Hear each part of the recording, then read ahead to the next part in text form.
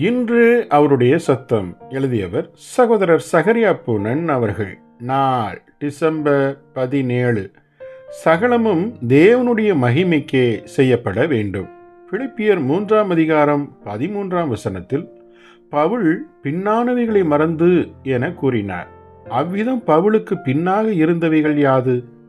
ஓர் வெற்றியுள்ள ஜீவியமும் தேவனுக்காக நிறைவேற்றிய வல்லமையான ஊழியமுமே பவுலுக்கு பின்னாக இருந்தது.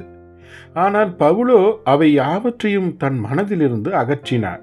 ஏனென்றால் அவர் தன் ஜீவியத்திற்காகவும் தன் ஊழியத்திற்காகவும் தேவனுக்கே சகல மகிமையையும் செலுத்தினார். நியாய தீர்ப்பு நாளில் தனக்கு முன்னிற்கும் இரு கூட்டத்தாரை குறித்து இயேசு குறிப்பிட்டு கூறினார். அதில் ஒரு கூட்டத்தார், கர்த்தாவே, உமது நாமத்தினாலே தீர்க்க தரிசனம் உரைத்தோம், உமது நாமத்தினாலே பிசாசுகளை துரத்தினோம், உமது நாமத்தினாலே அநேக அற்புத கிரியைகளை செய்தோம் என்பார்கள். ஆனால் ஆண்டவரோ அவர்களை பார்த்து, அக்கிரம செய்கைக்காரரே, என்னை விட்டு அகன்று போங்கள் என்றே கூறுவார். மத்தேயு 7 அதிகாரம் 22-23.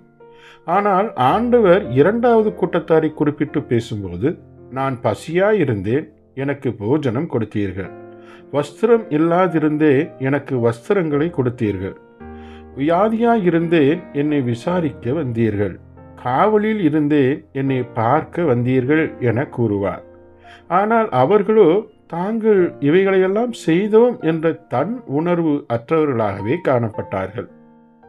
ஆகவே அவர்கள், ஆண்டவரே, எப்பொழுது இவைகளையெல்லாம் உமக்கு செய்தோம்? இவைகளையெல்லாம் செய்ததாக எங்களுக்கு நினைவில்லையே என்பார்கள். இது எத்தனை மகா அருமை! இவர்கள் பதிலை கேட்ட நம் நல்ல ஆண்டவர், நீங்கள் பாக்கியவான்கள், என்னுடைய ராஜ்யத்தை சுதந்திரிப்பதற்கு நீங்களே பாத்திரவான்கள் என உள்ளம் பூரிக்க கூறுவார்.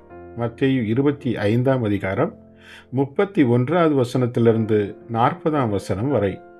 ஒரு நீதிமான் நன்மையை செய்வான், செய்து முடித்தவுடன் அவைகளை மறந்து விடுவான். அநீதியான மனுஷனோ தான் செய்த எல்லா நன்மைகளையும் தன் மனதின் டைரியில் ஞாபகமாய் எழுதி வைத்துக் கொள்வான். இவ்வாறு நீங்கள் தேவனுக்காகவும் பிறருக்காகவும் செய்த எல்லா நன்மைகளையும் குறித்து தன் உணர்வு கொண்டு மகிமையில் மிதக்கிறீர்களா? நாம் ஜாக்கிரதையாயிருப்போமாக. ஜெபிப்போமா? எங்கள் பரமபிதாவே, அன்பு செலுத்துவதும் ஊழியம் செய்வதும் தேவனுக்கு செய்வதாகவே எப்போதும் இருந்து, நான் செய்தேன் என்ற உணர்வை அகற்றிட கிருபை செய்தருளும். ஆமேன்.